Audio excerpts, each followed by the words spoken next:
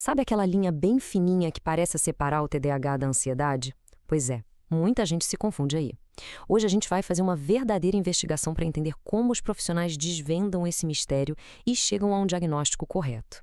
A mente não para, parece que tem 1000 abas abertas ao mesmo tempo, a concentração vai embora rapidinho. Quem se identifica com isso? A grande questão é, essa agitação toda, essa falta de foco, é sinal de TDAH, de ansiedade, ou será que são os dois juntos?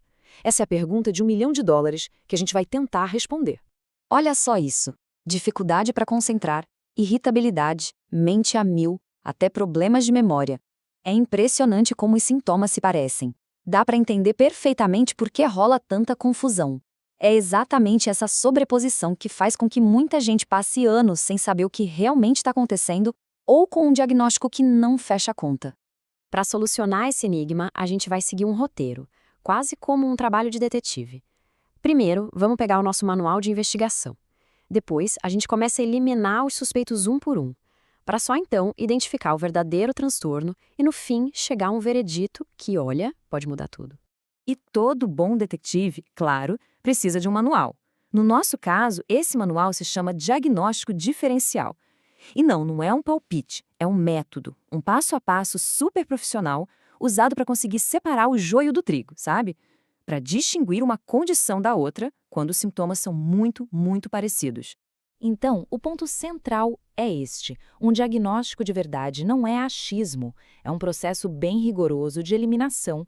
Os profissionais usam manuais clínicos como o famoso DSM-5 para seguir um roteiro e ter certeza de que todas as pistas foram checadas antes de bater o martelo. E o roteiro é basicamente este aqui. O DSM-5 tem 6 passos essenciais.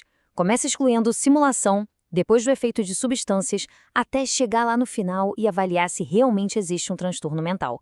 É um trabalho metódico, passo a passo. Vamos dar uma olhada nos primeiros, que são cruciais. E como em toda boa investigação, a gente começa pelo começo, eliminando os suspeitos mais óbvios. Antes mesmo de pensar em TDAH ou ansiedade, é fundamental descartar outras coisas que podem estar, digamos, imitando os sintomas. O primeiro passo é ter certeza de que os sintomas são genuínos. Pode até parecer estranho, mas essa é a base de tudo. É o que estabelece a confiança entre o profissional e a pessoa que está buscando ajuda para que a investigação possa seguir em frente. Agora, atenção aqui. Esse segundo passo é super importante. Não identificar uma causa ligada a substâncias é um dos erros de diagnóstico mais comuns que existem.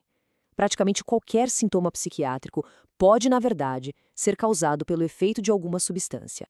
E quando a gente fala substâncias, a lista é bem grande, tá? Não é só droga ilícita. Remédios que a gente compra na farmácia, às vezes com receita, ou até exposição a alguma toxina no ambiente. Tudo isso pode gerar sintomas iguaizinhos aos de TDAH ou ansiedade. Bom, vamos para o passo 3, que aprofunda ainda mais essa busca. Aqui, o foco do detetive é ver se os sintomas não são, na verdade, uma bandeira vermelha para outra condição médica. Porque, mente e corpo estão totalmente conectados. E essa tabela mostra isso muito bem. Um problema na tireoide, por exemplo, pode bagunçar o humor e a energia.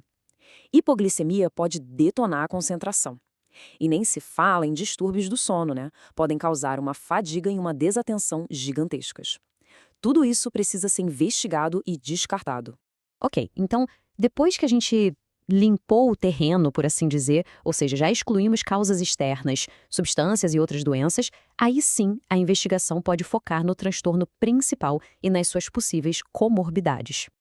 Então, afinal, o que é o TDAH? Segundo o protocolo oficial do nosso Ministério da Saúde, ele é uma condição do neurodesenvolvimento. Essa palavra é chave, porque significa que ele começa lá na infância. E ele é marcado por essa tríade de sintomas: a desatenção, a hiperatividade e a impulsividade. E olha que interessante, o TDAH não é uma coisa só, com uma cara só. Existem 3 subtipos. O mais comum, que pega mais da metade dos casos, é o combinado. Mas também existe o tipo que é predominantemente desatento e o que é mais hiperativo e impulsivo. Isso mostra como o transtorno pode ser bem diferente de uma pessoa para outra. Agora, se prepara para este dado porque ele é fundamental na nossa investigação. 85%. Segundo o protocolo do Ministério da Saúde, 85% dos adultos com TDAH têm pelo menos mais uma outra condição junto. Ou seja, o TDAH quase nunca anda sozinho. E quem são esses companheiros de viagem do TDAH? A lista tem transtornos de humor, uso de substâncias e, olha só quem tá aí, transtornos de ansiedade. Isso nos leva de volta para o começo de tudo. A investigação mostra que muitas vezes a questão não é TDAH ou ansiedade, mas sim TDAH e ansiedade. Às vezes a ansiedade vem junto como uma condição paralela, ou então ela aparece como uma consequência do esforço gigante que a pessoa faz todo dia para lidar com TDAH. Entender isso é o pulo do gato. Depois dessa jornada toda de investigação, a gente chega ao veredito. E esse é o momento mais crucial, porque um diagnóstico correto que leva tudo isso em conta não é só um nome ou uma etiqueta, é uma ferramenta poderosíssima que de fato transforma vidas. E essa citação do Ministério da Saúde fala por si. Um diagnóstico errado, ou pior, a falta de um diagnóstico, traz consequências muito sérias. Prejuízo na escola, no trabalho, nos relacionamentos, a autoestima vai lá para baixo, o impacto na vida da pessoa é real e profundo. Então, se tem uma coisa para guardar dessa nossa conversa hoje, é esta. Um diagnóstico não é um rótulo para limitar alguém. Pelo contrário, é um mapa que finalmente mostra o caminho certo para o tratamento, para estratégias que funcionam de verdade e, principalmente, para um autoconhecimento que liberta.